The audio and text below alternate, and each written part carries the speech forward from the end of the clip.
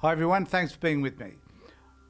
Recently, Lowitja O'Donohgue passed away, and as a result of that, in Parliament today, there was appropriate recognition of who she was. And we heard from Albanese, Dutton, Little Proud, and Linda Burney as well. And each one of them gave an appropriate response as to who this woman was and how she had contributed to the Australian society, and particularly the Indigenous community. And it was great to see all sides coming together to celebrate a wonderful woman. But Andrew Bolt, unfortunately, had a different view of her. And I recorded a video for that, thinking that that's all I would be doing. And I've incorporated in this video as well with a little bit of what Bolt had to say and how he went about interpreting her experiences. So I'll play firstly some of what they said in Parliament today, and then the disgusting and disgraceful way Andrew Bolt interpreted her death and her passing. Lowitja O'Donohgue was one of the most remarkable leaders this country has ever known. In the words of Noel Pearson, she was a leader's leader. As we mourn her passing, we give thanks for the better Australia she helped make possible. Dr. O'Donohue had an abiding faith in the possibility of a more united Australia. Life threw significant challenges at her, not least a childhood in which she was separated from her family, her language, even the date of her birth, and indeed her own name. Dr. O'Donohue knew that our best future was a shared one built on the strong, broad foundations of reconciliation. As she put it when she was made Australian of the Year, together we can build a remarkable country, the envy of the rest of the world. Begin by quoting excerpts of Stuart Rintoul's authorised biography of Lowitja. In August of 1932, somewhere near to Rose Hill, Lowitja takes her first breath.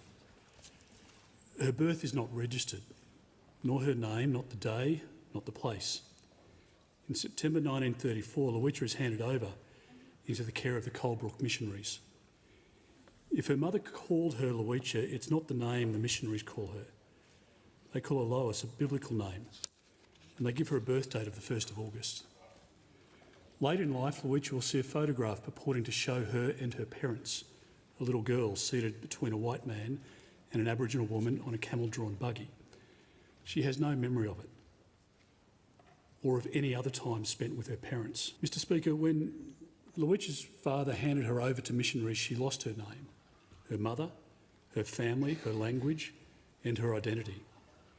Yet it was that tragic loss which would imbue her with a resilience, a resolve, and a responsibility with which she would see herself rise to the pinnacle of Indigenous leadership in our country. She said, and I quote, "I remember in my very earliest days standing up for what I believed in. One of my earliest memories that I have is coming between the matron and the strap. I would often stand in the way when the strap was intended for others, with the result being that I too got a beating."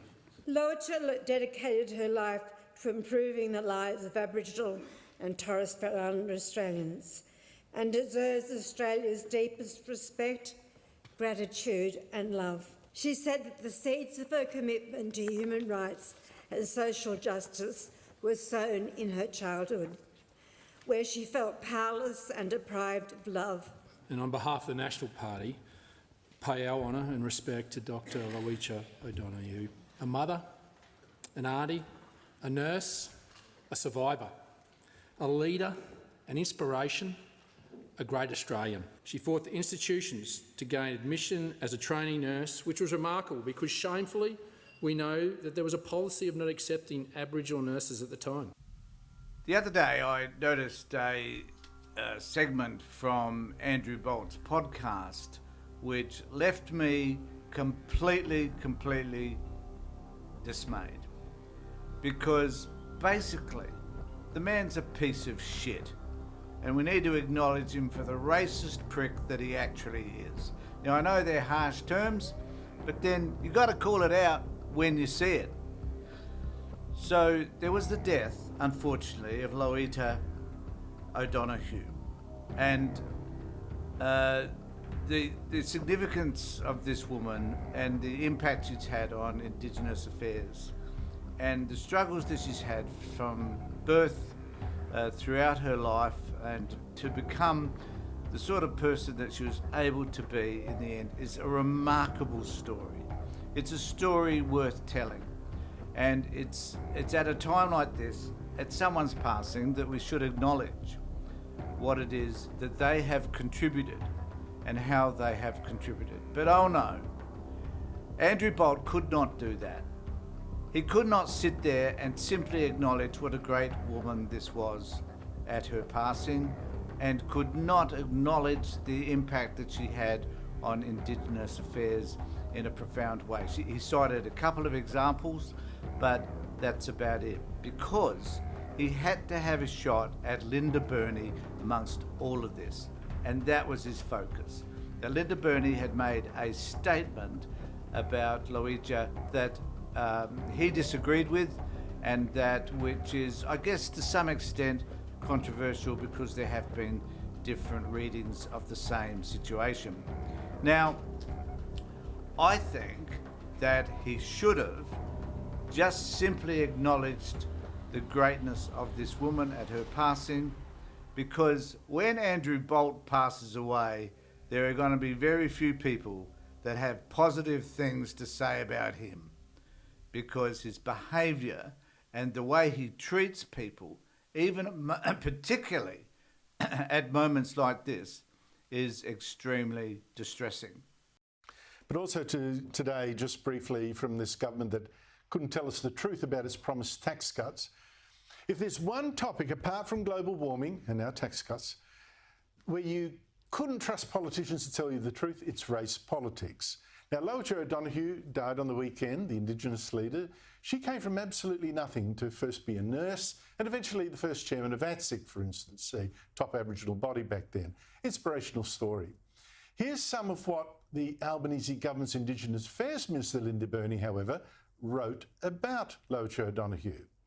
At 2 years old, she was taken away from her mother in remote South Australia and placed in a mission home where her name was anglicised and she was prohibited from speaking her own language. The matron of Coldbrook Children's Home in South Australia, where she grew up, told her that she wouldn't amount to anything. Now, almost everything there is false or dubious, much like the government's spin on The Voice. It's true that Lowitja O'Donohue herself claimed for quite a while to be of the stolen generation and even headed the National Sorry Day Committee. But as some of her acquaintances and a relative confirmed to me, she was not stolen. Her white father, who wanted to shoot through, sent her and all of her brothers and sisters, bar one, to a home in South Australia run by two remarkable women, Sister Rutter and the matron, Sister Hyde, who devoted their lives to helping Aboriginal children who were abandoned or neglected or sent to them for an education. Children like Lowitja, here in the red. Now, I eventually did ask O'Donohue to confirm my information. She admitted, yes, I don't like the word stolen, and it's perhaps true, absolutely true, that I've used the word loosely at times. I would see myself as a removed child and not necessarily stolen. Well, removed by her father, that's not stolen at all. In fact, another girl at the home at the time, Faith Thomas, who became a bowler in the Australian women's test team, remembers that home very differently. Had I not been in Coldbrook, I would never have got the opportunities that I did have. So I consider myself not stolen, but chosen. Now, far from being told they were no good, the girls were given the skills to earn their own living quite deliberately. As Faith Thomas also put it, what we had was constant love and attention from these two remarkable ladies, Sister Rutter and Sister Hyde.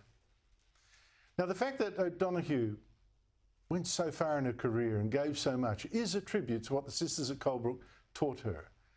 And that real story, not the one from the Indigenous Australians Minister, tells a very different and better one than this government tries to keep telling us.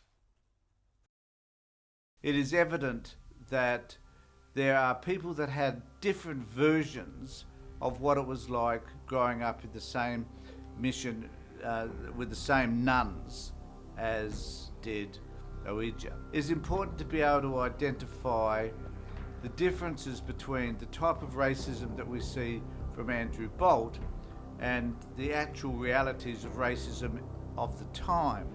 Because when I look at Bolt's version of racism, it's kind of the same. And so here's a man living in 2024, but behaving like they did in 1932. So my point is that there are different stories. People have different stories about what life was like growing up. I have a different story to my sisters, in fact. We all have different stories. We have different experiences. To minimise Lowitja's story, which is clearly told in this book, and to not have done your research, as Andrew Bolt did not do, and to use this as an opportunity to have a shot at Linda Burney as he did, I find appalling. Let me know what you think in the comments below, and let us remember Lowitja O'Donohue as being the great Indigenous leader that she was. Thanks everybody for watching. Take care, look after yourselves, and be safe.